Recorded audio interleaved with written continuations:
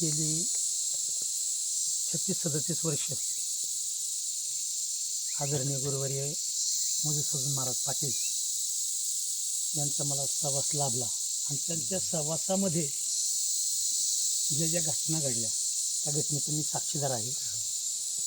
आता खरोखर तुम्ही जी आता तुमचं मनोगत व्यक्त केलं पंजाबराव मस्के पाटील अशा पद्धतीने आपण जर गेलो, मला अतिशय खरंच तर तुम्ही इतकं म्हणजे राजकीय क्षेत्राला हात न घालता किंवा कोणाला न दुखवता किंवा इनडायरेक्ट तिथली जे काय सहकार्य लाभत नाहीत त्याला सुद्धा शक्ती मिळेल ती कशी आपल्या पाठीमागे येतील त्या पद्धतीने.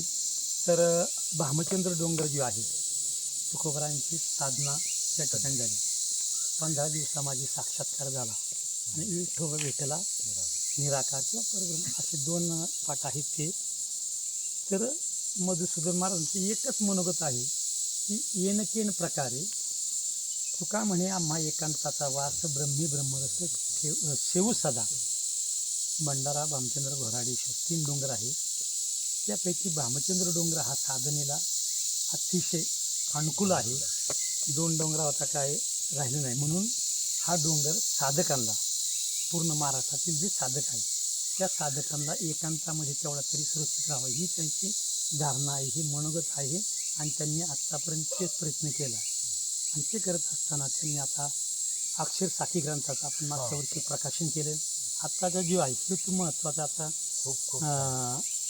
शेंडगे साहेबांनी सांगितलं अपरोक्ष ज्ञानाभूती म्हणजे आपण तुका म्हणे नामदेव महाराज म्हणे ज्ञानेश्वर महाराज म्हणे पण साक्षात 36 वर्षात त्यांनी जे काय ज्ञानोबरायांना अनुभवलं, तुकोबरायांना अनुभवलं, भामचंद्र डोंगराला अनुभवलं ती अनुभूती या ग्रंथामध्ये. आणि तुम्हाला एक वाक्य सांगून जाईल मी, गाथा ज्ञानेश्वरी भागवत रामायण हे सांगण्याकरता नाही तर ते जगण्याकरता आहे.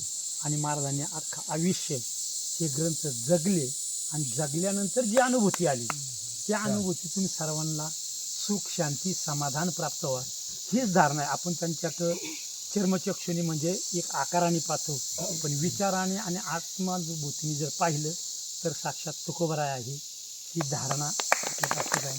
आणि म्हणून हा ग्रंथ प्रत्येक जीवाला उद्धारालाच कारणीभूत आहे ही ध्यानात ठेवून सर्वांनी या डोंगर सुरक्षित आहे किंवा राहील कसा याच्याकरता भामचंद्र डोंगराकरता सर्वांनी प्रेमाने सर्वांना एकत्र घेऊन कसं जमल याचा सर्वांनी प्रयत्न करावा.